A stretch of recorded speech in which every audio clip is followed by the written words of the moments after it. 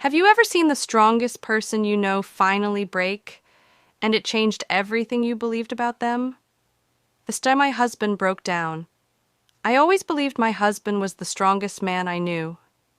He was the type who held everything together.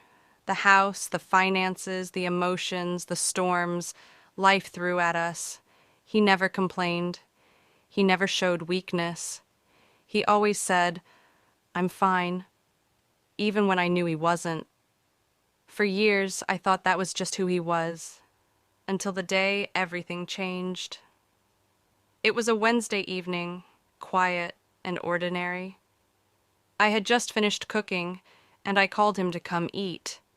He didn't answer. I thought maybe he was on a call or still working on his laptop, but when I stepped into the living room, I saw him sitting on the floor, not on the chair, not on the couch, the floor. His elbows were on his knees, and his face was buried in his hands. At first, I froze.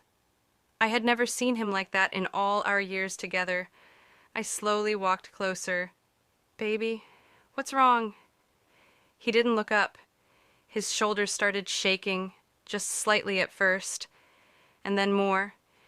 It took me a moment to realize he was crying. My husband, my rock, the man who never broke. He was crying. When he finally lifted his face, his eyes were red, not from just one tear, but from holding back hundreds. "I'm tired," he whispered, his voice cracked. "I'm so tired, and I didn't know how to tell you." He took a deep breath and continued, "I've been trying to hold everything together. The bills, the pressure at work, the expectations. I thought if I told you, I'd be failing you. I didn't want you to worry."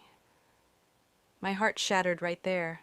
All the times I thought he was distant, all the times I felt he wasn't talking to me, all the nights I wondered if I did something wrong. None of it was because of me.